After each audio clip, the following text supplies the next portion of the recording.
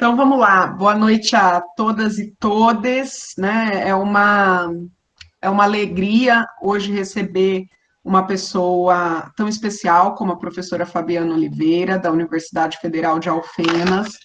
A professora Fabiana Oliveira, ela é a nossa referência para pensar as creches, os bebês, a pré-escola, mas principalmente os bebês, e como essa estrutura vai funcionar, ela vai se organizar também nas dimensões étnico-raciais. Eu acho que todas nós, assim, eu depois da Fabiana, não tem uma dissertação ou uma tese que vá falar sobre o tema que não a mencione, tamanho potencial da dissertação da professora Fabiana Oliveira e do trabalho que ela teve para conosco, de contribuição, de perceber como a desigualdade, as inequidades, elas vão ser operacionalizadas desde os corpos dos bebês. Então, nós vamos deixar também na live as indicações do texto, né? É uma amiga muito querida, sobretudo, uma pessoa de extrema competência e de um cabedal, um repertório muito interessante. Eu só tenho a agradecer a presença da professora Fabiana Oliveira. E eu sempre começo a fala do Necropolítica e Crianças Negras lembrando, eu quis começar pela Fabiana hoje, falando do currículo dela e da inspiração que ela tem, porque eu sempre começo lembrando, inclusive, o nome das crianças que foram mortas nesse sistema, né? Nós estamos hoje no quarto volume, na quarta edição, porque são 4 meses sem o João Pedro, que foi executado pelo Estado brasileiro, dentro de casa, cumprindo quarentena e estudando. Mas esse mês em especial, eu tinha preparado uma outra fala, mas esse mês em especial é um mês que me faz perceber o que nós, numa perspectiva nagô e urubá, mas sobretudo nos territórios negros de uma forma geral, nós temos uma expectativa para a infância muito diferente dessa. Que é a infância da liberdade, que é a infância da brincadeira, que é a infância, sobretudo, da vida. Porque é isso que a criança vai representar nas matrizes afrocentradas, a continuidade da vida, a continuidade da nossa ancestralidade e a perspectiva, sobretudo, da senoridade. Então, olhar para a criança, em alguma medida, nesses espaços, é olhar também para o velho, é olhar para a senoridade, é na expectativa da vida, porque a gente louva em círculo para agradecer esse período de vida. E quando isso é ceifado das nossas crianças, não são só as nossas crianças, aquelas que estão nos terreiros de candomblé, nas escolas de samba e nas escolas brasileiras, mas são as crianças, porque o nosso povo tem um projeto para a criança muito diferente do que é o projeto para a criança negra que o Estado brasileiro executa. E hoje também é um dia de celebração da voz do menino que fala Laroye na abertura dos nossos trabalhos e também da Núbia. Então, dia 19 de setembro, esse 19 em especial, também é uma comemoração da vida para esse grupo, né? O Abininho, que é o apelido do Abner, é a criança que grava também e é o nosso parceiro de pesquisa e é também o meu irmão de barco, né? Como a gente chama no Candomblé. E hoje, vendo o Abner e pensando nisso e parabenizando a Núbia, eu pensei o quanto que a gente discute também sobre a necropolítica e sobre a morte, porque a gente é a favor da vida. E a Fabiana é uma inspiração para isso, porque quando ela olhou para os bebês nas creches e nessa posição, ela nos mostrou que a vida acontece ainda muito antes. Então, eu te agradeço, Fabi, por estar aqui conosco. A palavra é sua, e acho que eu não poderia fazer, o Laroyer não teria a menor condição de fazer sem o aceite que eu tenho de pessoas como você, como a Valburga, que está aí, como a Rosângela, como a Fernanda, e como outras pessoas que passaram. Então, o EREIA e o Promovide são parceiros do Laroyer nessa iniciativa, que é o grupo da Lucimar e o grupo da Rosângela Malaquias, que também estão por aí. Sim. E eu agradeço bastante a sua presença, querida. A palavra é sua. Querida, eu tenho só a agradecer o convite. Aliás, assim, esse foi o primeiro convite que eu recebi. Depois do seu surgiram outros, mas você foi a primeira pessoa que me convidou. A única diferença é que a live aconteceu posterior, em setembro, então Os outros convites antecederam o seu convite, mas você foi a primeira pessoa a me convidar. E eu me senti extremamente desafiada com o tema, porque quando você me falou necropolítica e infância, desculpa, eu pensei, nossa, qual contribuição eu posso trazer, né? Uma reflexão para as pessoas que estão participando do grupo. Então, inicialmente, eu disse sim, porque é óbvio que eu nunca diria não, você é uma querida, você sabe, mora no meu coração, mas eu me senti extremamente desafiada e eu fiquei por pelo menos mais de um mês ou 2 meses pensando como que eu poderia me organizar para fazer essa conversa hoje. E você falou um pouco, eu nem dei boa noite para todas as pessoas, então quero dar boa noite a todos, né? E dizer que é um prazer e agradecer muito essa possibilidade dessa troca hoje, nessa noite. E eu sempre gosto de dizer, nos convites recebidos, que em tempos de pandemia, isso aqui não tem outra coisa que traz mais benefícios e alegria para a gente nesses tempos difíceis. Então, você falou bastante da minha dissertação, e que, obviamente, os dados, né, que eu trago ali na dissertação, eles trazem uma contribuição para a gente pensar a área, mas no convite que você me fez, me remeteu muito à minha tese. Porque quando eu fiquei pensando em necropolítica e na discussão que eu poderia apresentar, eu fiquei pensando em como esses direitos das crianças negras, eles não são considerados, de como as crianças negras ficam à margem da consideração dos seus direitos de direito, né? Então, nesse caso, hoje eu vou me centrar um pouco mais na questão da minha tese, porque a minha tese eu discuti a questão dos direitos das crianças.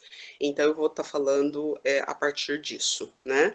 E aí foi bacana também, porque eu pensei um texto e foi ótimo essa reflexão, então o convite foi extremamente produtivo, e então eu vou estar compartilhando então essas reflexões com vocês. Eu dei um título, né, Infância e Relações, se a Michelle puder colocar, porque eu disponibilizei os slides, e aí pelo menos as pessoas podem ir se localizando um pouco.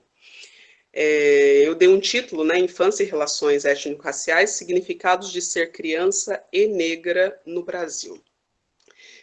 Então, a partir disso, eu venho tentando pensar algumas coisas, e aí a Michelle já pode passar para o próximo slide, que eu trago algumas informações iniciais de como eu vou estar me organizando. Então, nessa discussão, eu estarei fazendo um recorte específico a partir da questão das categorias de idade e raça, né? Enquanto importantes marcadores de diferença para a gente pensar os significados de ser criança e negra no Brasil. Vocês vão entender porque eu estou trazendo com bastante ênfase esse criança e negra, que eu vou explicar daqui a pouquinho, que faz parte um pouco do meu referencial. Eu faço uma delimitação etária, né, pensando no conceito de infância a partir daquele que aparece na Convenção sobre os Direitos da Criança da ONU, que envolve a faixa etária de 0 a 18 anos, então vou estar pensando essa faixa etária bastante alargada. É óbvio que a gente sabe que há outras possibilidades, mas a gente fazendo as escolhas, eu fiz essa, que não outra, né? Mas essa delimitação, eu venho pensando numa partezinha do conceito de infância, que é quando a gente pensa em infância enquanto um período de desenvolvimento da criança, um período de vida, mas é óbvio que o conceito de infância vai muito além dessa ideia da faixa etária e também, obviamente, de algumas especificidades de faixas etárias que eu estarei considerando as crianças negras aqui dentro dessa faixa etária aí maior de 0 a 18, tá? O meu objetivo, então, é refletir um pouco sobre essa situação da infância no Brasil, especialmente da criança e negra, buscando articular com essa discussão da necropolítica e os direitos das crianças. O referencial teórico, eu trago alguns estudos do campo, obviamente, das relações étnico-raciais, não é? Mas também eu trago aí de um lugar que eu venho estudando há um tempo, que é aí a sociologia da infância, e também um enfoque de direitos, tá bem? Pode ser o próximo. Então, eu venho trazendo essa ideia de ser criança e negra, e o artigo E, ele está sendo compreendido aí a partir das contribuições do Stuart Hall, que ele vai nos ajudar a pensar, né, numa lógica de acoplamento e não numa lógica binária. Eu não vou falar criança ou negra, né, mas eu estou falando da criança e negra e de como esse artigo, né, ele nos traz a possibilidade de pensar outras possibilidades de organização dessa identidade dessa criança. Né? Então, eu acho uma contribuição bastante relevante para a gente pensar e que vai ao encontro de uma reflexão que eu farei também a partir da sociologia da infância, quando a gente pensa na ideia aí da infância no plural. Né? Então, esse artigo E, ele potencializa as nossas reflexões, né, pensando nessa relação a partir dos marcadores de diferença. Eu estou falando especificamente de idade e raça, e atrelado às vivências das crianças negras. Pode passar.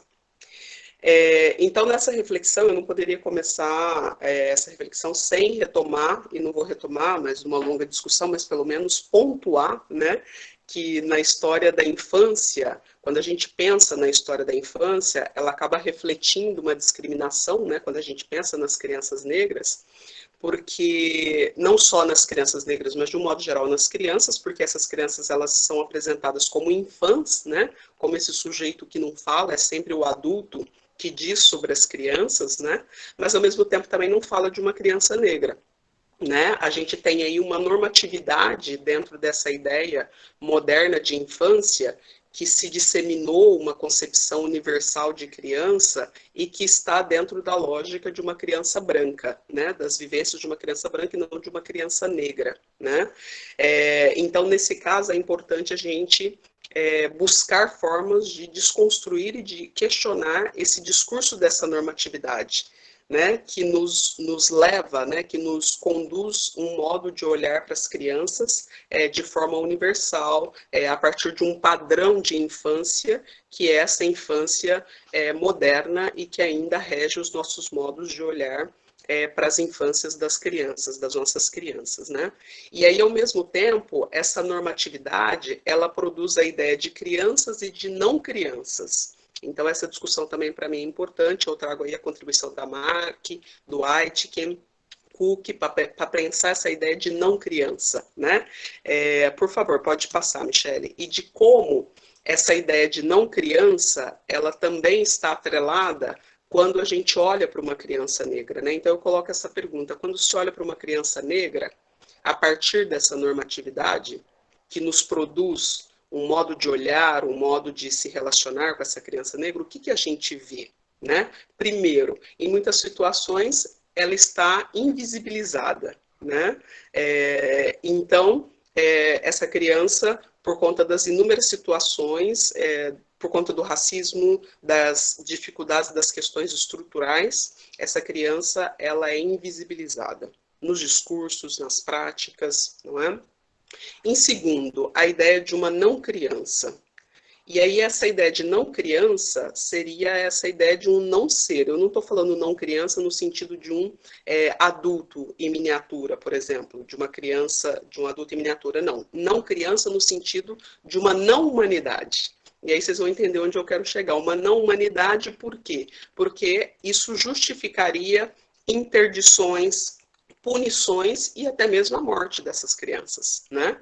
Justamente por essa ideia construída, né? E que nos leva a olhar as crianças negras a partir dessa normatividade, uma normatividade que as exclui, né? Que as interdita e que as leva à morte, né? Socialmente, as crianças negras, elas sempre foram vistas como um problema, né? Como um risco social. Né? Uma visão preconceituosa do pobre, do negro, né?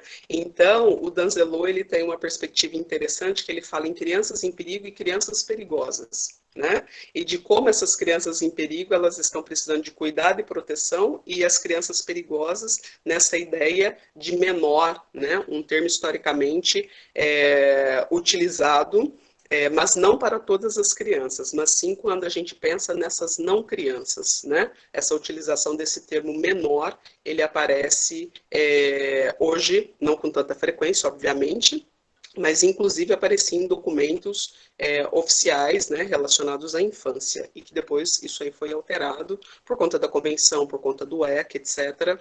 Essa ideia foi sendo alterada, né? Mas no imaginário social, e isso nos interessa, porque é uma coisa que prevalece, né, isso ainda sobrevive. Então, essa ideia, né, quando se olha para a criança, então eu venho trazendo essas três situações de invisibilidade, a ideia de não criança e destituição da sua humanidade, e que justificaria várias práticas, e a terceira forma como um problema, tá bem? Tentando amarrar um pouquinho. Pode passar, Michele. Quando a gente pensa na situação vivida pelas crianças negras, a gente, obviamente, que atrelado ao racismo, que eu também vou falar disso, nós temos que pensar também na questão das desigualdades sociais, né, que são geradas pelas questões estruturais, econômicas, né, e de como elas são mais afetadas pela pobreza, né? Então, a ideia dessas crianças em risco social.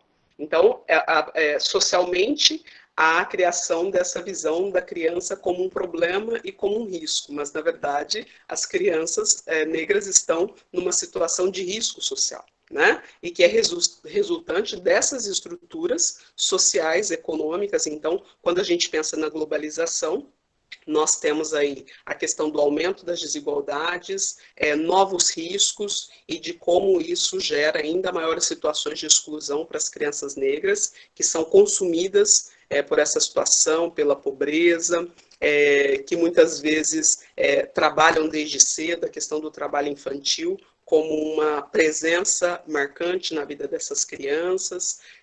Eu trago a questão aí de até se prostituírem, né? Mas são consumidas, né? Mas ao mesmo tempo as crianças são literalmente consumidas pelos efeitos desse capitalismo e dessa globalização enquanto seus produtos marginais. Então essa é uma reflexão que obviamente não está desarticulada da questão do racismo, mas eu trago nesse primeiro momento e depois a gente continua fazendo essa articulação. Por favor, Michele.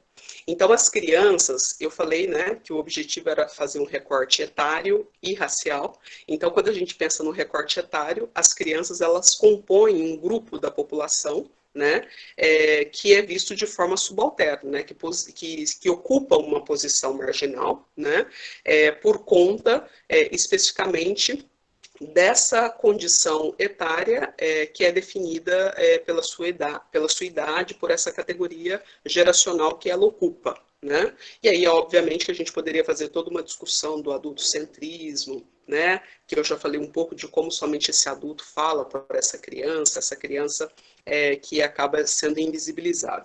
Então, associada a essa questão etária, no caso das crianças negras, eu trago também o fator racial, né? Como um marcador de diferença que traz consequências importantes para a vida dessas crianças. A nossa sociedade, historicamente, né, os negros, eles sempre estiveram aí numa posição subalterna, de pobreza, né? Então as crianças negras, elas já nascem de um modo geral, né, num contexto bastante difícil para sua sobrevivência, considerando essa questão desse racismo estrutural, sistêmico, que presente na nossa sociedade, né? E principalmente considerando esse passado histórico que ainda sobrevive, né? Então, nesse caso, quando a gente pensa nessas situações, então quando eu venho atrelando esses dois fatores, essas duas categorias, então eu estou pensando nessa manutenção da vida dessa criança que permanece constantemente em risco, ok? Continuando, quando a gente pensa na questão do racismo estrutural, ele nega, né, as crianças, né, esse direito a uma vida digna e o próprio direito à vida, né? E aí eu venho lembrando aqui a Ellen, né? Ela diz que sempre começa eu vou virar isso aqui um pouquinho para me ajudar melhor. Ela sempre começa as reuniões lembrando as crianças, né, que foram mortas pelo Estado. Então, eu venho também lembrando aqui a Ágata, o João Pedro, Cauê, Cauã, o Miguel, né, que foi esse último caso reportado pela mídia, de 5 anos, né. E aí eu só quero abrir um parênteses rapidamente, né, de como essa situação do Miguel me lembrou um pouco a minha infância, porque a minha mãe, quando ela também trabalhava, né, eu também ia para a casa das patroas da minha mãe. Então, essa situação me gerou um sentimento, porque eu fiquei pensando, nossa, como que a escola, muitas vezes, ela acaba sendo uma possibilidade de manutenção da vida dessa criança, né? Muitas vezes ela acaba possibilitando isso, né? Então eu pensei, como muitas mães vivem essa situação de ter que levar os seus filhos para o seu ambiente de trabalho, justamente por não ter onde deixá-los, né? E eu sou uma criança uma criança é ótimo, né? Eu fui uma criança que vivia essa situação de ter que ir para casa das patroas da minha mãe, por não ter onde ficar, e ela precisava me levar, né? Então você acaba colocando a criança em determinadas situações por não ter outras condições, né? Então aí novamente a gente vem lembrando essas condições sociais, materiais, econômicas, né? E geradas por esse racismo estrutural que nos colocam em determinadas situações e não outras, né? Então isso é importante considerar, e tantas outras crianças que também vivem essas mesmas situações. Por favor, Michele. Então, aí eu vou mencionar um pouco a questão da necropolítica, né? E aí eu venho trazendo a ideia de como, né, quando a gente faz essa reflexão, de como essa necropolítica ela está presente no modo de fazer política no Brasil, né? Configurando essa mão que deixa morrer, né? E deixa morrer quem, né? Quem pode morrer? E aí, quando a gente pensa nessa resposta, não tem como se afastar da ideia de raça, né?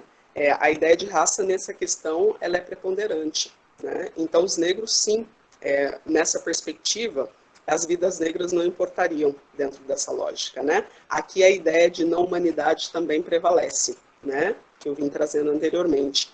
Então, esse conceito da necropolítica, né? Então, a partir do conceito de biopolítica do Foucault, que foi o que anteriormente eu tive contato, né? Num primeiro momento, obviamente, o Mabembe ele traz uma importantíssima contribuição nesse sentido para a gente pensar esse Estado que regula a vida da população, mas que também decide sobre a sua morte, né? Então, essa condição de soberania oscilaria entre as categorias táteis de vida e de morte, né?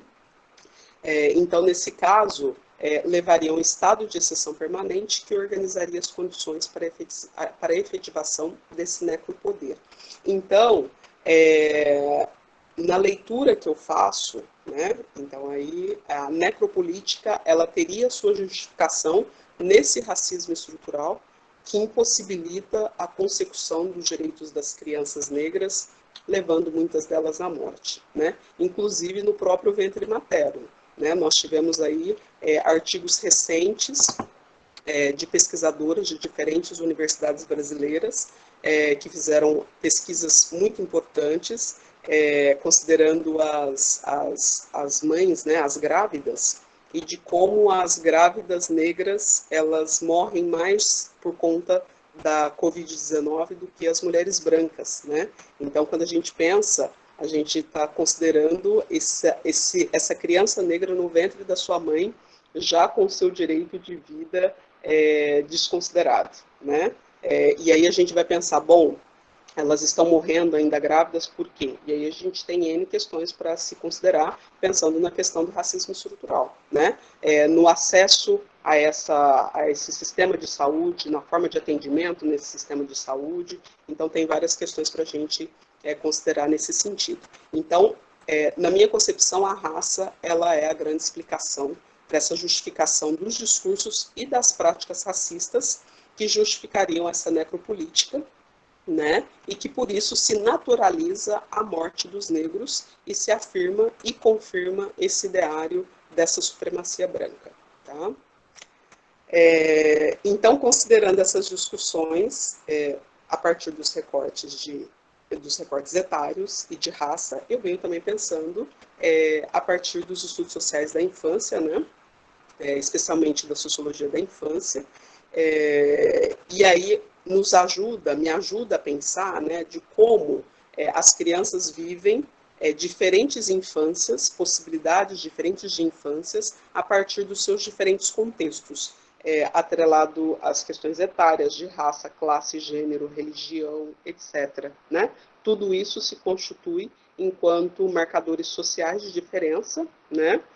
E também se constituem como categorias de articulação e de interseccionalidades. Né? E aí eu trago a Crenshaw para a gente pensar esse conceito de interseccionalidade, né, que pode ser definida como essa articulação de um ou mais fatores que representam formas de subordinação social, como sexismo, patriarcalismo, racismo. Né? Então o conceito ele é importante ao considerarmos os significados de ser criança e negra no Brasil. Tá bem? Então, na contramão de uma concepção uniforme de infância, né, nessa ideia universal que eu trouxe inicialmente, né, nessa lógica dessa normatividade ocidental, quando nos produz um olhar para olhar para essa criança e que exclui, né, a maior parte das crianças, a gente precisa falar dessa infância no plural, né? Considerando essa diversidade de contextos aí, essas categorias que eu trouxe anteriormente. Né? Então, atrelada a essas contribuições, eu vou falar bem rapidamente da questão do enfoque de direitos, que é o que eu venho defendendo nessa nossa conversa aqui hoje. Né?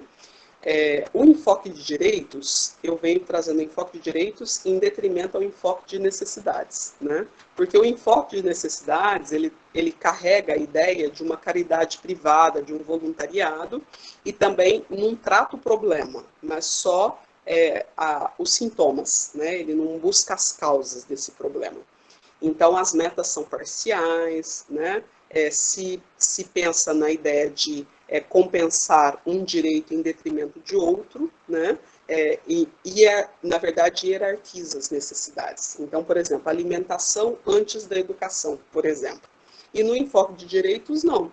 Nós estamos pensando a questão de que as crianças têm o direito, né, a todos os direitos que ela tem, que devem ser garantidos. Né? Então, por isso, o enfoque de direitos ele possui metas totais, né? E não olha para os direitos como algo que pode ser repartido, que pode ser dividido, mas sim como algo indivisível e interdependente. Tá? Então, isso um pouco para situar esses referenciais que eu venho trazendo para a minha reflexão. Antes de apresentar alguns dados que eu pensei, né, em relação às crianças negras, eu trago a ideia também de problema social. Por que eu achei importante discutir esse conceito?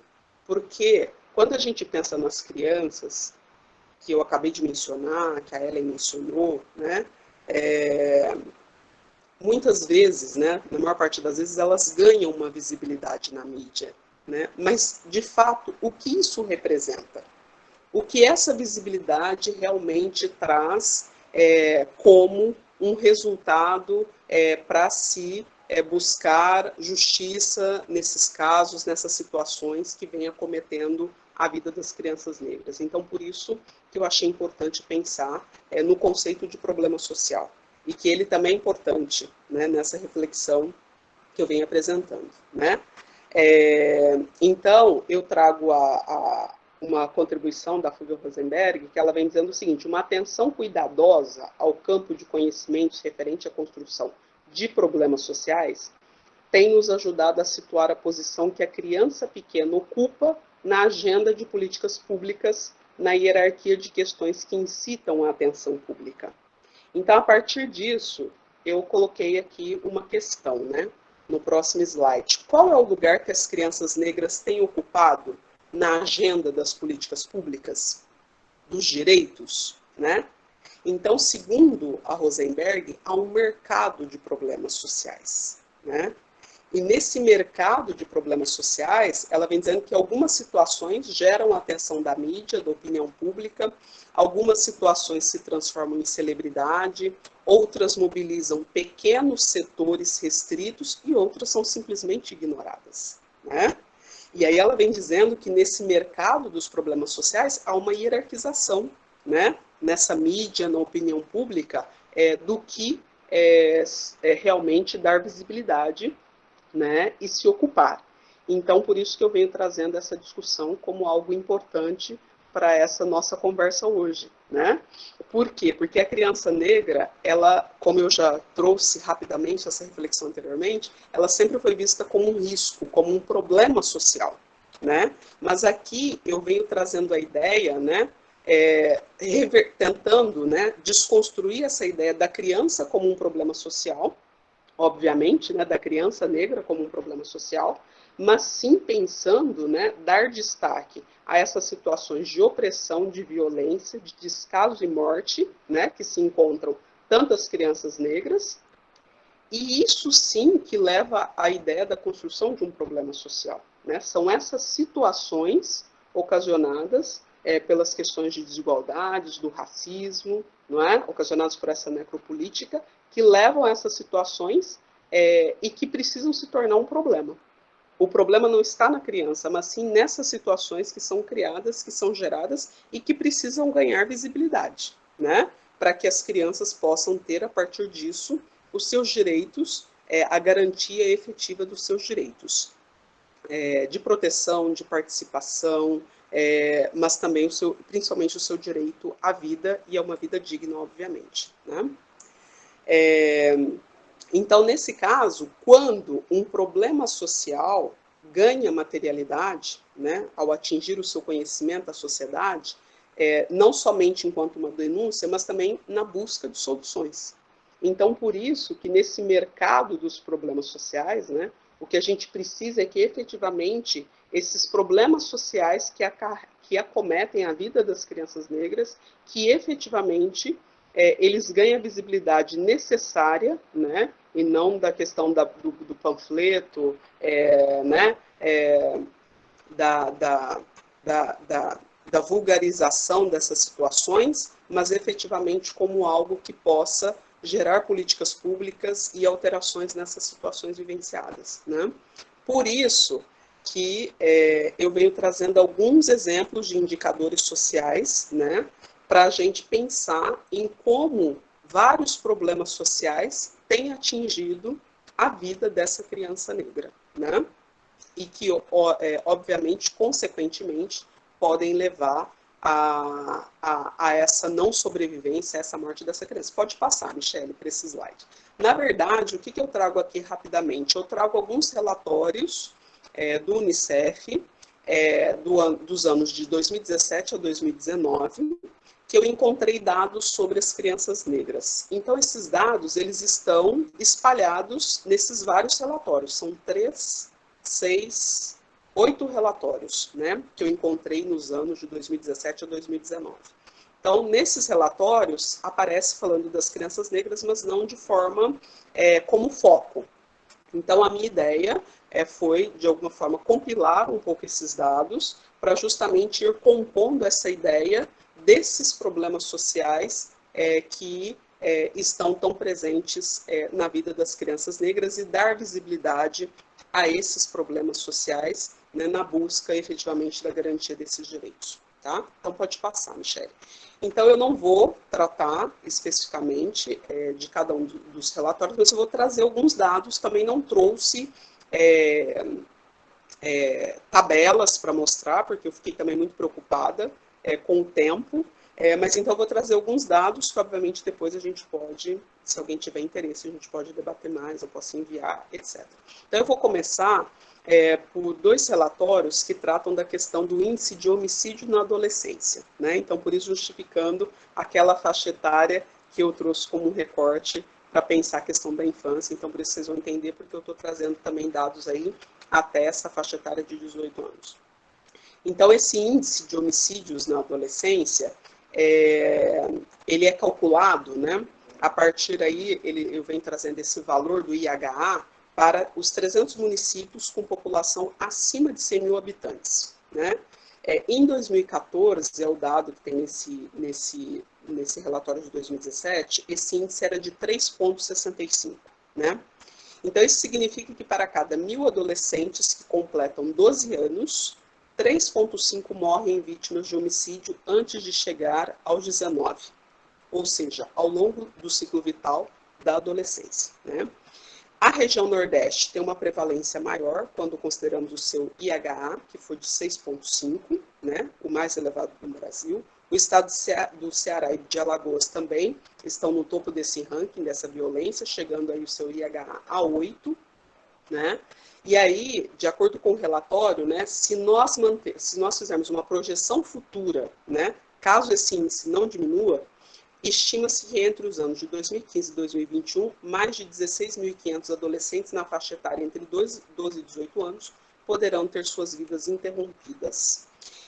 E a partir desse estudo, nós podemos concluir que nascer menino, negro e pobre no Brasil representa grande risco à vida dessas crianças na mira dessa violência. Então, dessa forma, a relação entre violência letal e classe social, por um lado, e entre essa última e cor, por outro, sugere fortemente a possibilidade de que o risco de homicídio seja maior para os negros e menor para os brancos. Então, é isso que os dados vêm apresentando. Que os meninos negros, né, que os jovens negros, eles morrem mais do que os brancos, né? Fabiana, Oi. só porque você me pediu para avisar do tempo, mas assim, não é um limite. Deu 20 minutos, mas essa não é o foco da preocupação, só porque você pediu para avisar, tá? Eu pedi porque senão eu vou sem limite, mas eu preciso do limite. Então, muito obrigada, Michelle, eu pedi sim. Então, em relação a essa questão dos homicídios, né, de como isso é um fator presente na vida desses meninos negros, né? Em relação à questão das meninas, o que eu encontrei nos relatórios foi essa questão da gravidez, né, de uma forma, na adolescência, de uma forma muito presente, também um relatório de 2017. Então, quando faz essa correlação entre gênero, classe e raça, né, a gente encontra o maior número de adolescentes grávidas entre as meninas negras com menor escolaridade e renda. Então, de acordo com os dados, né, desse relatório de 2017, a idade, né, tem uma maior concentração de adolescentes grávidas, né, entre 18 ou 19 anos, as meninas, com um percentual de 65,9%. 69% delas são negras, né, pretas ou pardas. 59,7% das meninas não trabalhavam nem estudavam, né? Então, a gente sabe que, né, quando acontece, quando elas engravidam, geralmente se elas já não estavam na escola, ou se elas estavam, elas vão sair da escola, né? Então, esses dois fatores caminham juntos, geralmente, né? Em relação ao Estado Civil, 31,7% estavam na condição de filha, na unidade domiciliar, né? E outras 34,2% na condição de cônjuge. Então, isso é um dado que eu trago. Quando a gente pensa na questão da educação, né? Os relatórios mostram, né, que as crianças negras na faixa etária, né, de 4 a 17 anos, né, eu não trouxe aqui o índice, né, o percentual, estão fora da escola, mas a questão da distorção idade-série é sempre maior entre as crianças negras, a questão da reprovação, né, e o relatório traz uma questão interessante que é das crianças quilombolas, então eles vêm dizendo que na zona rural, esse índice de reprovação entre as crianças negras é muito maior, né, do que na zona urbana. Então, esse cenário, né, continua a apresentar um modo como a criança negra continua sendo aquela que é mais reprovada, consequentemente, aquela que apresenta maior distorção idade séria e, obviamente, aquela que mais abandona a escola. O analfabetismo também ainda é uma realidade na vida de muitas crianças negras, os relatórios voltados para a questão da educação vêm apresentando isso, e aí eu venho trazendo aqui brevemente, né, pelo menos essa lembrança da Rosenberg, do Hassenbalg, né, que desde a década de 80 vem nos chamando a atenção para esse cenário, né, de como o racismo ele opera dentro das instituições escolares, né, como esses mecanismos intraescolares, eles acabam levando as crianças negras a apresentarem um desempenho diferente e, obviamente, levando essa questão da reprovação e do abandono escolar. Pode passar, Michele.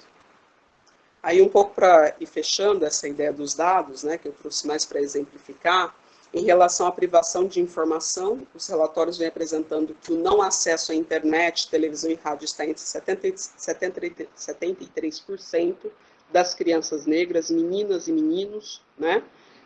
As crianças negras, 146 mil versus 24 mil brancos, né? Sem acesso à energia elétrica. Quando a gente pensa no trabalho infantil, há uma maior incidência entre as crianças negras, e principalmente no Norte e no Nordeste, né? E principalmente aqui também entre as meninas, né? Quando a gente pensa, os dados apresentam a questão dos trabalhos domésticos, e principalmente no tempo de trabalho. Isso também é interessante no relatório, que ele apresenta o maior tempo de trabalho nessa questão do trabalho infantil entre as crianças. E as meninas, né, por conta dessa especificidade desse trabalho, elas trabalhariam uma quantidade maior de tempo. Quando consideramos a ausência de saneamento básico, né, nós temos essa porcentagem de 24,8%, né, de crianças e adolescentes, né, negras que estão vivenciando essa privação. 70% desse percentual são negras, né, vivendo em domicílio sem tratamento de esgoto, utilizando fossas ou valas, né. E o fator classe, obviamente, essa população, quando a gente considera a população de 4 a 17 anos, né, das crianças negras, elas vivem em famílias com renda per capita de até 1/4 de salário mínimo, tá bem? E aí um pouco, né, para fechar os dados, eu venho trazendo essa questão do momento atual, da pandemia e da Covid-19, que eu já falei um pouquinho, bem rapidamente, já pontuei esse estudo da Santos, junto com outras pesquisadoras, tem Unesp, tem USP, tem Unicamp, me perdoa se eu esqueci alguma ou me confundi, e que elas mostram, né, foi publicado em 28 de julho de 2020, dados que as chances, né, em virtude da Covid-19, que as chances de mortes de mulheres pretas grávidas é o dobro em relação às mulheres brancas, né? Então aí a gente pensa essa situação das crianças desde o ventre materno, né? E se torna ainda mais urgente, né, a necessidade de ações que visem esse combate a esse racismo estrutural, né, que é essa justificativa, essa explicação que as autoras trazem nesse artigo publicado nessa revista internacional, né? Então, a partir dessa ideia dessa necropolítica que tem ceifado vidas desde o ventre materno, né? E que se agrava cada vez mais com esse quadro da pandemia. Então, eu venho trazendo esses dados, né? Qual é o objetivo? É conhecer os impactos, né?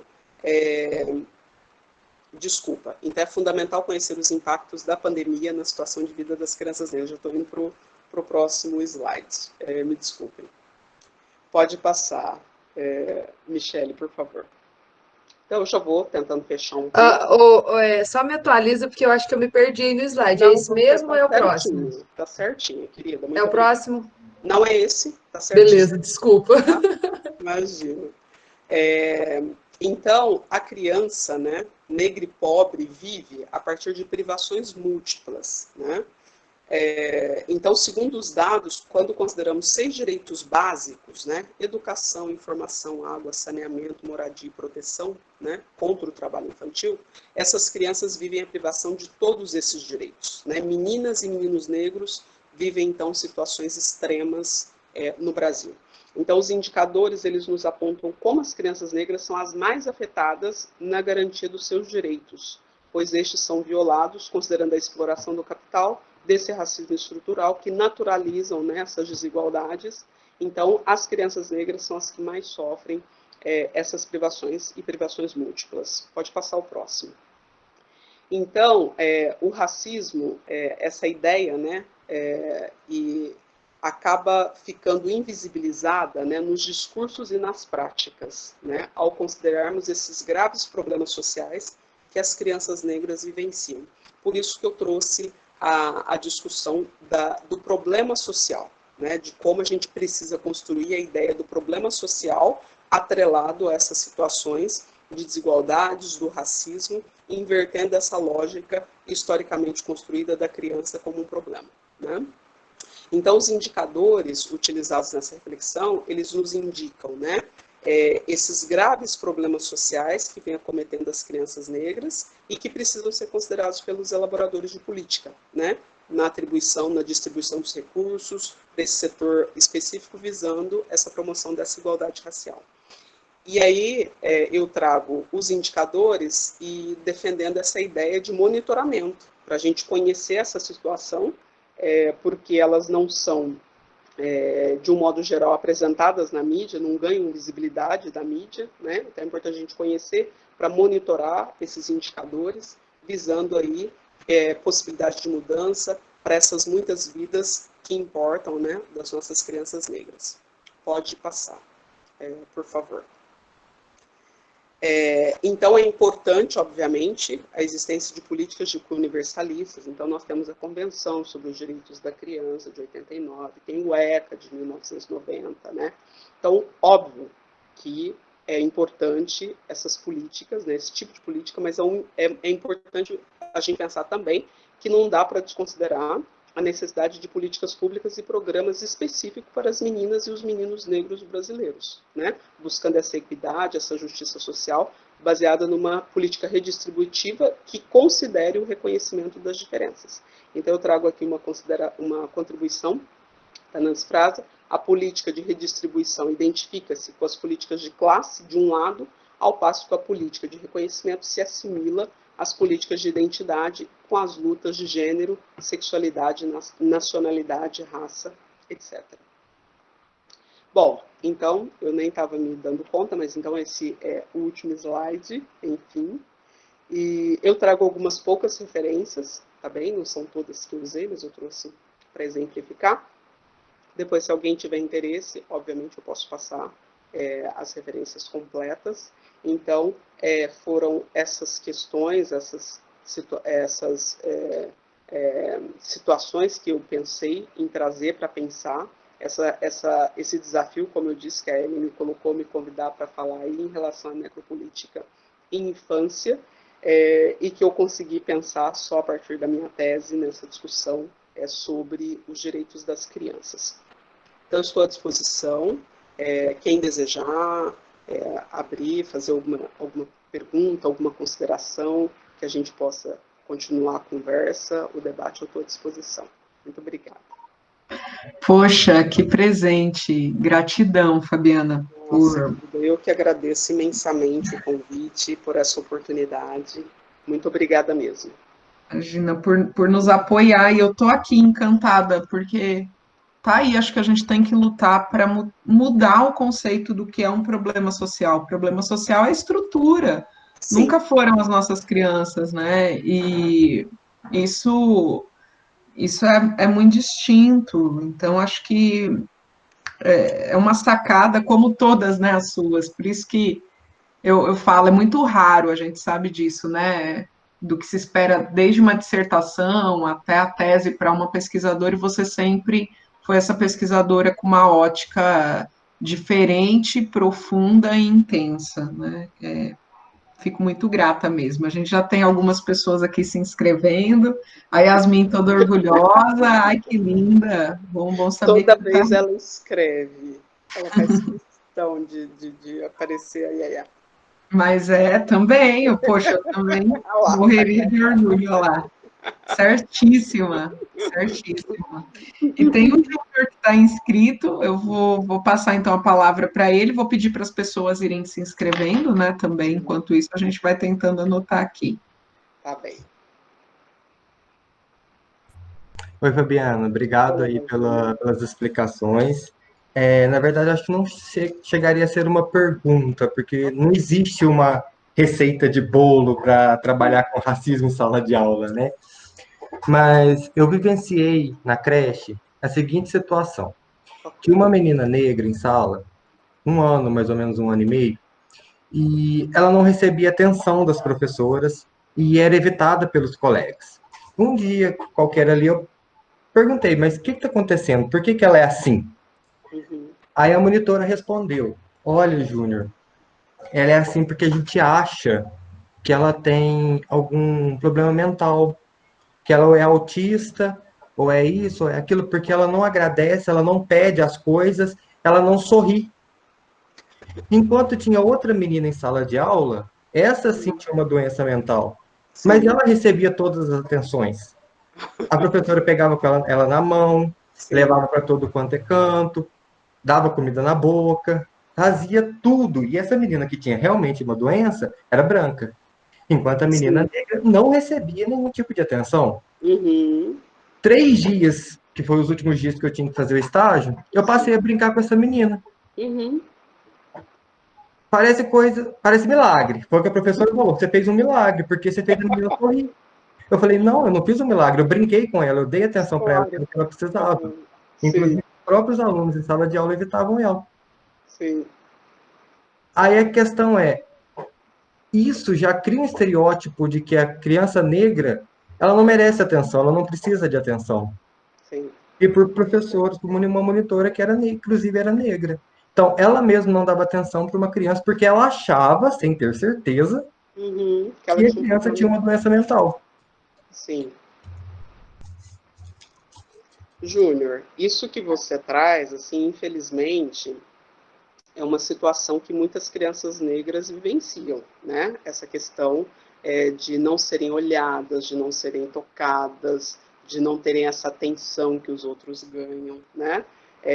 Eu venho trazendo isso na minha dissertação e depois você traz esses dados agora do seu estágio, a gente lê outras pesquisas, né, posteriores e de como infelizmente isso continua se confirmando, né? Uma situação que infelizmente ela ainda não se alterou, né? Então acho importante você chamar atenção, né? Para a gente pensar isso que eu estava falando, né? De como essas situações invisibilizam essa criança, né?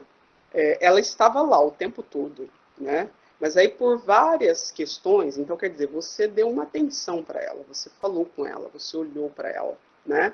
E isso faz toda a diferença. Eu sou professora das disciplinas de educação infantil aqui na universidade e eu sempre falo, né, para os meus alunos, gente, precisamos olhar para as crianças, a gente precisa conversar com as crianças e os bebês, né?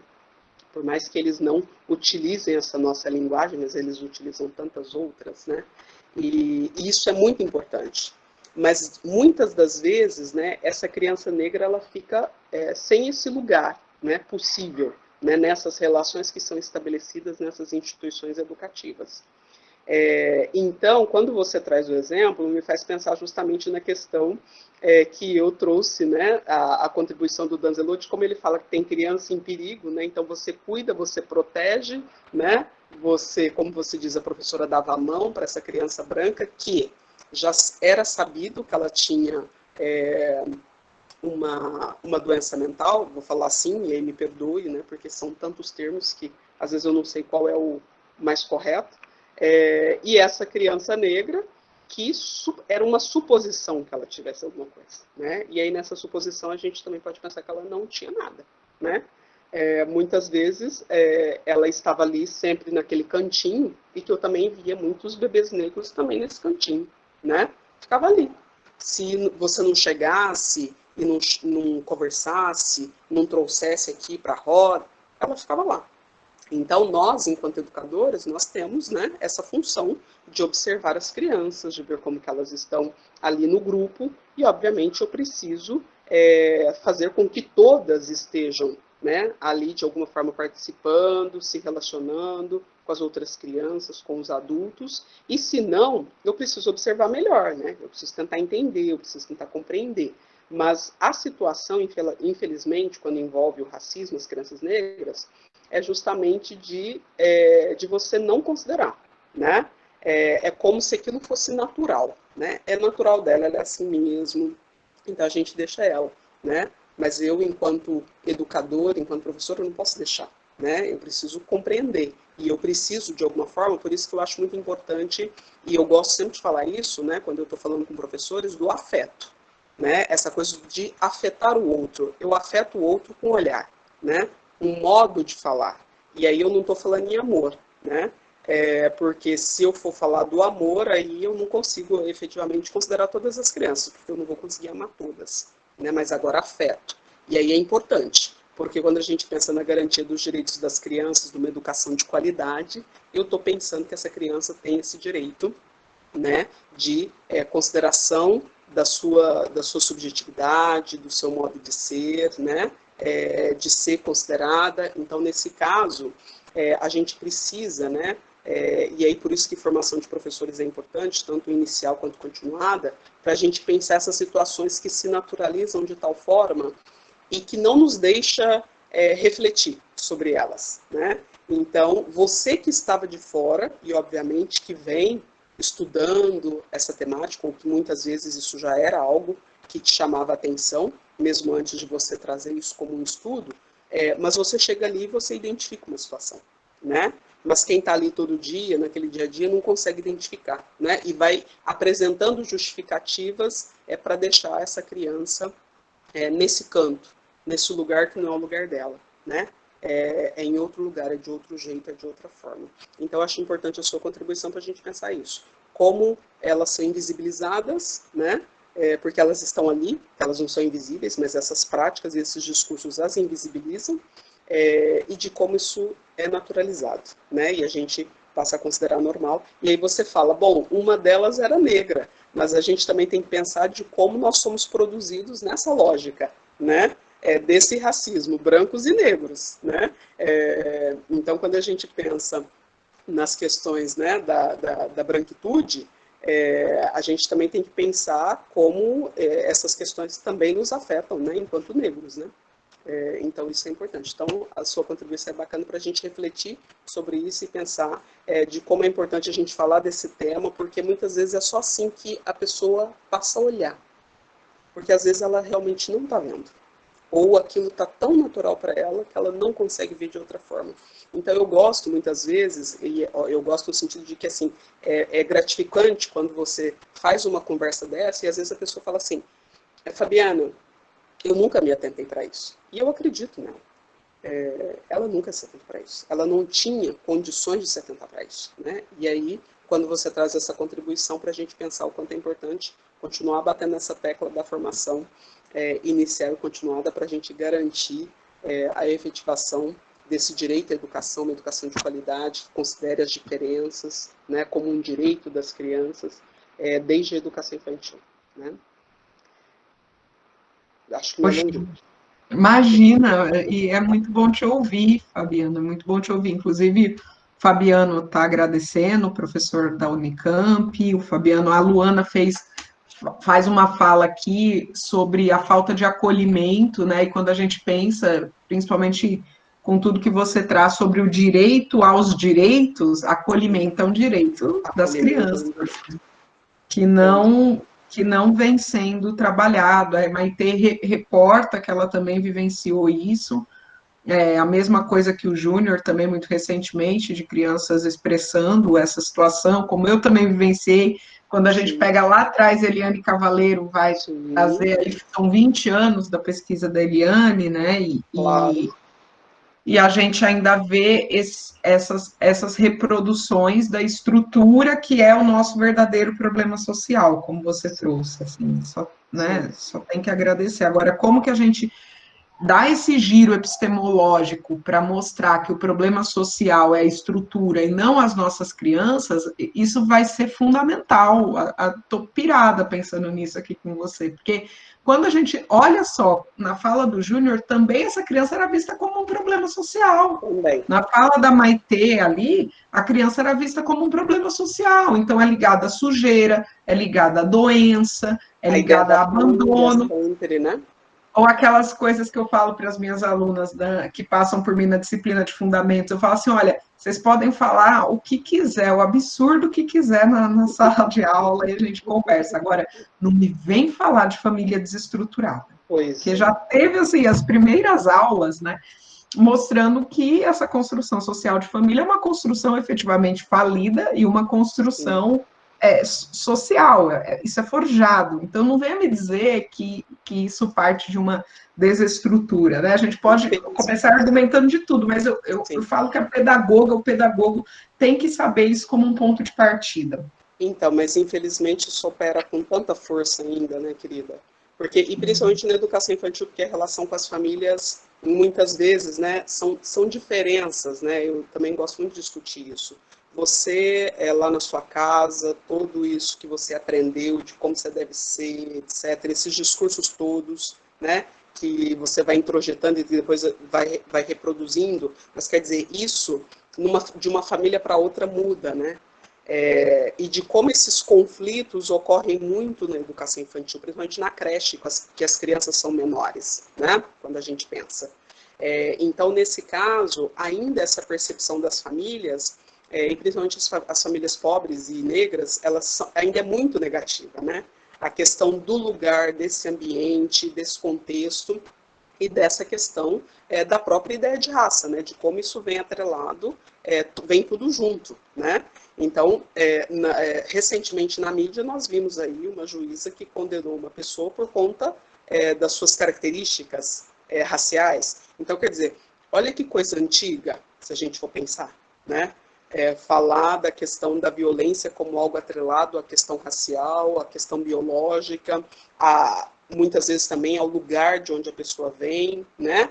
Então, ainda são discursos que prevalecem com muita força, né? Então, quando você me convidou e eu comecei a pensar nessa questão da necropolítica, eu fiquei pensando, poxa, historicamente a questão da assistência, né, à infância, a essa criança pobre, que era essa criança negra, sempre foi atrelada a essa ideia de como essa pobreza, né, e essa questão da raça, de forma subalternizada, preconceituosa, vinham atrelada a essa ideia de desenvolvimento de um sujeito no futuro, né? Então eu preciso intervir, né, e intervenções que são altamente questionáveis para que esse sujeito não se torne futuramente um delinquente, etc., né? Porque ele já é esse problema. Então, mas isso geralmente ganha destaque, né? E aí você só estigmatiza, continua ainda estigmatizando ainda mais esse grupo, esses sujeitos, essas pessoas, né? E desconsiderando completamente os contextos, as situações, esse racismo que nos leva a olhar dessa forma e não de outra, né? Gratidão. Eu vou colocando aqui algumas perguntas, Fabi, vou pedir para as pessoas, enquanto você responde essa última, essa pergunta, elas vão colocando para a gente encerrar a inscrição. Agradecer aí, a gente tem muitas professoras da rede também aqui de São Paulo, viu? A Thaís, a Andréia, obrigada, gente, todo mundo aí para ver você hoje, Fabi.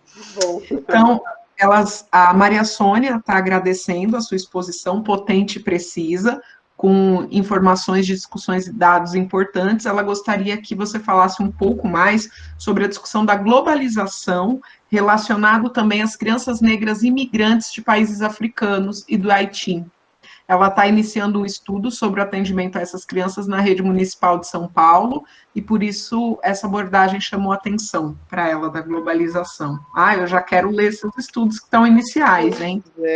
Isso que eu ia dizer, Sônia, que bacana, que interessante. Quando você me faz essa colocação, né, eu me lembro do Bauman, né? Talvez você até esteja lendo, que ele vem falando dessa produção do lixo humano, né? A partir dessa lógica colonialista, dessa questão da globalização, e aí, obviamente, que a gente não tem como não pensar nas crianças migrantes, né, que você traz na sua fala. Então, assim, são discussões que estão muito atreladas, né, e que não podem ser desconsideradas, porque a própria globalização, né, eu trouxe num dos slides, mas eu acabei não explorando isso, mas de como também há uma difusão, né, dessa normatividade ocidental, né, de infância, né, então como essa globalização também populariza, né, isso de uma forma muito forte, e que a gente precisa considerar, né? Então, quando a gente pensa no melhor interesse das crianças e mesmo nos próprios direitos das crianças, né? A partir dessa lógica universal, né? Então, a globalização aumentando as desigualdades sociais, né, em níveis alarmantes, e quando a gente pensa nas crianças, como esse grupo geracional que é mais afetado pela questão das desigualdades econômicas, sociais, da distribuição de renda, né? Então, efetivamente, a gente também tem um discurso aí que contribui, né, para pensar as crianças, né, um movimento importante para pensar as crianças, mas o Sarmento ele vem nos falando que é um paradoxo, né? Que ao mesmo tempo a gente tem esse aumento desses discursos, né, de se pensar as crianças, de se falar das crianças, mas ao mesmo tempo as crianças continuam vivendo situações alarmantes, né? E aí, nessa minha fala, eu dou essa visibilidade, obviamente, às crianças negras, né?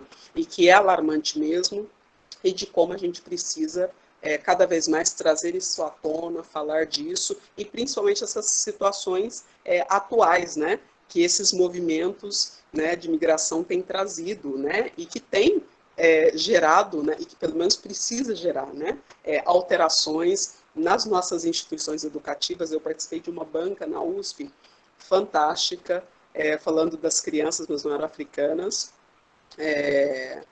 Agora me deu um branco total aqui. Eu estou querendo lembrar da nacionalidade das crianças, que muito nas creches em São Paulo, agora não me vem à cabeça exatamente a nacionalidade, para não errar, eu não vou falar. Mas de como, talvez eu me lembre, eu espero, até o final, de como isso traz grandes dificuldades para as próprias instituições, né? Em lidar com as crianças, as nossas crianças em lidarem com essas crianças, né? Com outros hábitos, outros costumes, outras formas de olhar, de viver. Então, de como isso também traz um trabalho bastante importante para as educadoras, para as professoras, no recebimento dessas crianças também, né? Então, um grande desafio para as nossas práticas cotidianas aí também. Então, esses seus estudos fundamentais para a gente ampliar essa aí a discussão dos direitos, das diferenças, né, cada vez mais. Muito obrigada, viu, Sônia? Coisa boa. Então, tem uma pergunta da Fernanda, né, que é uma ativista brilhante e pesquisadora. Os dados dos estudos apresentados mencionam alguma indicação das relações entre as categorias raça, deficiência e infância? Não. Muito bacana a pergunta. Fernanda, não encontrei nada desses 8 relatórios que eu trouxe dos anos de 2017 a 2019. Eu não encontrei nenhuma relação com a questão da deficiência. Nenhuma. Interessante, porque olha que bacana. Não foi algo que me veio, não me chamou atenção. Então, a sua pergunta me chama bastante atenção, porque realmente não é um dado que aparece. Nossa, e importante a gente fazer todas essas correlações, intersecções. Muito importante. Vou pedir licença para fazer uma intervenção bem Claro. rápida, né? E é bacana saber disso, até porque e a gente vem fazendo uma discussão, né? Então, da própria produção, da relação entre deficiência e desigualdade social, e aí o quanto as crianças negras com deficiência são triplamente silenciadas pelas políticas, pelas vozes, inclusive, dos movimentos sociais. A gente tem problematizado isso, e aí é um desafio para as pesquisas, né? Esse é o contato. Eu vou falar uma coisa sobre o racismo. Pode falar. Então, não importa as cores, todos são cogumelos. Ai, mentira. A gente vinha ouvindo lá da Orla, e eles vinham ouvindo você, Fabiana. E aí, bacana. a pergunta do Gonçalo foi: mãe, por que jovens negros sofrem de jovens brancos? O Gonçalo tem 8 anos. Que lindo, gente. Ai, gente, as crianças nos ensinam a pensar, né? Muito. Que maravilha. Mas, Fernanda, bacana, eu acho que você traz aí um recorte importante da discussão. Eu não sou não posso dizer da área, nos relatórios eu não encontrei, mas me parece uma lacuna, né? Eu não sei se você pode confirmar isso nesses levantamentos que você tem feito, Mas talvez seja aí também aí algo bastante importante a dar visibilidade, né? Isso mesmo. Realmente uma lacuna e acho que é um desafio para a gente, né? Olhar também para as crianças nessa interseccionalidade, infância, deficiência, raça, classe e gênero. Sim. Inclusive, você viu que quando eu trago as categorias de diferenciação aí, eu não trouxe essa, né? Eu vou começar a pensar nisso. Foi um elemento bastante importante que você me trouxe, Fernanda. Mas ótimo, muito obrigada pelas suas contribuições. Poxa, a gente trocar, né? É ótimo. A gente tem aqui muitas pessoas agradecendo, Fabi. A Márcia Anacleto, nossa querida, também está aqui falando sobre, né, a invisibilidade na dimensão interseccional. Não sei se depois ela vai querer fazer algum comentário, mas eu vou o agradecimento. Deixa eu te cortar, porque agora eu não vou. Antes da Maria Sônia, quem é essa aqui? Na rede paulistana temos muitas crianças descendentes nacionais. Eu ia ler o nome, subiu, não sei se dá para você ver, porque eram crianças da tese que eu participei da banca, elas são venezuelanas, então obrigada. Uhum. Então quero agradecer porque me ajudou a lembrar. Isso aí. Eu vi aqui o comentário. É que eu tô me atentando, porque eu acho que tem duas questões que eu vou tomar a liberdade de fazer juntas para você, Sim. que é a da Michele e do Daniel Bernardo. Então, a Michele vai dizer de uma situação que ela presenciou, uma cena de uma mãe fazendo matrícula de um bebê, ao responder o questionário sobre a cor da criança, ela ficou reflexiva.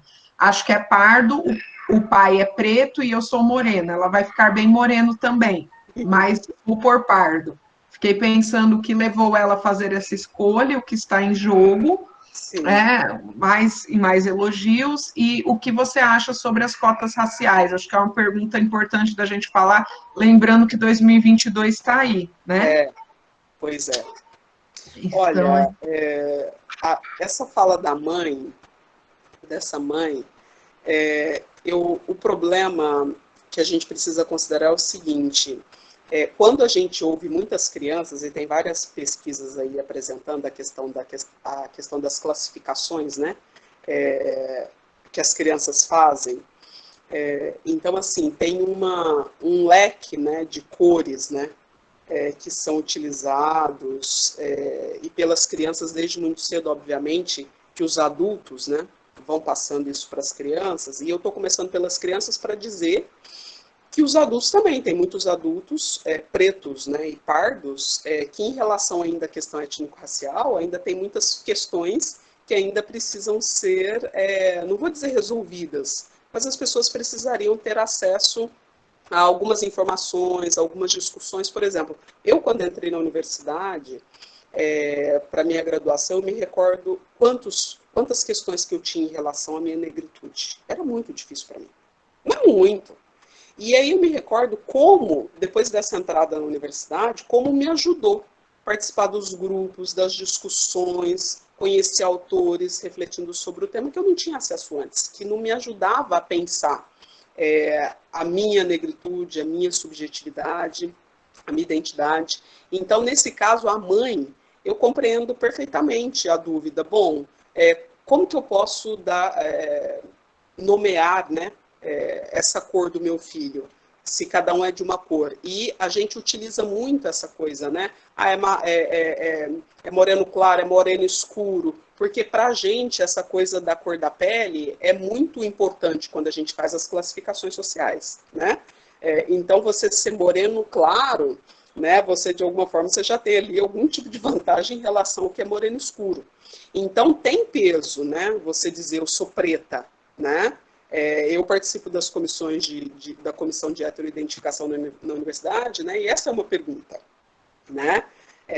Então a pessoa aí vai dizer qual que é a identificação, né, que ela se dá. Então uma questão é essa. Então tem toda essa questão do racismo e de eu me colocar nesse lugar de preto ou num lugar de menos preto, obviamente, que eu preciso considerar. Ela está matriculando o bebê, né? Então, ou seja, indo para uma instituição, ele estará ali, ele será acolhido, né, ou menos acolhido, então isso tudo são preocupações, né? Então, nesse caso, preencher a ficha significa várias coisas para essa mãe, né? E aí, o que pode significar colocar que a criança é preta? Então, se visualmente não tem como negar, é uma questão. Agora, ela sendo ali um meio termo de pardo, né, você tem possibilidades. E muitas vezes isso é visto como uma boa possibilidade para a criança, né? Porque ela pode ser melhor acolhida, né? Porque, obviamente, essa mãe ela tem clareza de como o racismo se estrutura. Obviamente, eu não tenho dúvidas disso, né? Então, essa é uma questão. E a outra questão que a gente precisa considerar é que é uma autoidentificação, né?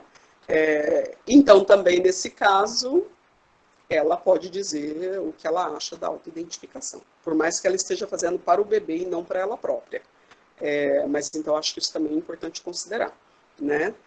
Em relação às cotas, nossa, gente, obviamente que para mim é fundamental, né? A Ellen já lembrou em 2022. Nós tivemos aí recentemente, né? Obviamente que depois a coisa se alterou, mas a questão daquela portaria, né? Que retirava a questão das cotas na pós-graduação, né? Foi um absurdo e que ainda bem se voltou atrás, né? Então, assim, a gente ainda caminha, né, a passos lentos na pós-graduação, pelo menos em algumas universidades, não em todas, também não estou generalizando, porque eu sei que em muitas universidades brasileiras essa questão já andou a passos largos, né? Mas em algumas ainda precisa caminhar, mas é um universo que se abre de possibilidades. Nessa comissão de heteroidentificação, e aí olha que coisa, a gente precisa de uma comissão de heteroidentificação, né? Outra coisa, né, para a gente pensar. É importante, eu fico vendo os candidatos, né, e muitas vezes, como esses candidatos, esses candidatos, né, pretos e pretas, ou pardos, né, eles chegam, mas a gente vê uma diferença, né? Aquele que diz, não, eu sou preto, eu sou preta, na maior parte aqui, dessa minha experiência, procuram os cursos de licenciatura, não que eu esteja diminuindo. Mas os pardos, e com essa pele um pouco mais clara, eles aparecem nos outros cursos que historicamente apareceram aí como de maior prestígio, né? Então também são questões para a gente pensar, né? As cotas estão aí, é um direito, deve ser garantido, porque senão a gente não consegue minimizar esses efeitos historicamente aí acumulados por esse racismo na nossa sociedade brasileira, mas de como ainda essas próprias pessoas, né, ainda são subjetivadas e produzidas num lugar que elas também se veem como podendo algumas coisas, mas não outras, né? O que eu quero dizer, eu não estou defendendo que todos devem entrar e querer fazer medicina, mas ao mesmo tempo também olhar como muitas vezes, e eu acho que é super bacana, eles quererem ser professores, né? Como eu sou professora, mas ao mesmo tempo a gente vê isso, né? Mas obviamente que abre, a universidade ganha uma outra cara, ela ganha outras cores, né? E de como isso é altamente educativo e produtivo para os nossos processos de interação, de educabilidade entre as pessoas, entre os outros. Então, isso é fantástico. Então, assim, a garantia da vaga é fundamental, mas o processo também dentro da universidade eu acho essencial, né? De como a gente não via, né? A gente tinha a universidade com uma cara e hoje ela tem outra, e de como isso é fantástico e que precisa ser garantido, né? E muitas vezes a gente vê o que eu acompanho aqui na universidade, que para esses estudantes, essas estudantes estarem, precisam da questão da assistência para permanecerem, né? E de como muitas vezes a universidade ela não tem condições de bancar o que efetivamente ela precisa bancar para a permanência de sucesso efetiva desses estudantes nos cursos de graduação. Tá bem? É isso. Nossa, minha linda, é te agradecer mais e mais por essa 1 hora e meia de privilégio de te ouvir, né? Você é minha referência, acho que de todas nós, desse período para discutir realmente infância e relações raciais no Brasil. É um privilégio estar aqui contigo e ter essa oportunidade mais uma vez. E é o que eu, quando te convidei as demais colegas, que todo mundo aceitou, apesar do tema e com receio, é isso, a gente gostaria de estar falando de outra coisa para as nossas crianças, né? Eu ainda dei o exemplo, talvez eu queria estar pesquisando brincadeiras africanas, você outras coisas, né? E outras possibilidades com a educação infantil, mas é o que a gente tem para hoje. Eu acho que, como pesquisadoras ativistas e mulheres negras acadêmicas, nós não poderíamos nos furtar de falar da Ágata, do Miguel e do João Pedro, que hoje são 4 meses que o Estado ainda não se responsabiliza pelo que fez com essa criança, que é nossa criança, né? Então, isso é importante, porque o que você traz é lembrar que as nossas primeiras experiências de racismo vão se dar nos locais em que nós deveríamos estar protegidos pelo Estado, como a escola, por exemplo. Né? Então, eu acho que isso marca, e eu te agradeço muito pela oportunidade, confiança e parceria de sempre, minha amiga. Nossa, querida, eu que agradeço muito, assim, desde que eu recebi o convite, eu fiquei muito feliz com o convite, e dizer que esse espaço é um espaço fantástico para a gente estar fazendo essas trocas, essa conversa, porque eu acredito muito que são nesses espaços que a gente vai construindo essas redes e essas possibilidades de ampliar esse diálogo e ganhar mais força, né? Para a gente efetivamente visibilizar um panorama melhor, né, para as nossas crianças do que esse que a gente tem atualmente. Então, assim, esse espaço que você nos possibilita é fantástico, então eu quero agradecer muito o convite. Muito obrigada, fiquei muito feliz. Eu sempre tenho dito que é terapêutico esse momento, e é mesmo, porque nesses tempos de pandemia, possibilitar estar assim com pessoas tão queridas, pessoas novas, conhecendo novas pessoas também, que é fantástico. Então, só é possível com o convite. Então, eu agradeço imensamente mesmo, querida, você mora no meu coração. Uma grande amiga, muito obrigada, viu? Gratidão, um beijão. Então, pessoal, agora no próximo dia 19, às 19 horas, com a minha amiga também muito querida, a professora Rosângela Malaquias, professora da UERJ, tá? Sim. Que bacana. Um beijo. Vamos lá, sigamos juntas, né? Porque sozinho a gente nunca foi. Está sempre juntas. Um beijo. Beijo. Tchau, tchau. Querida.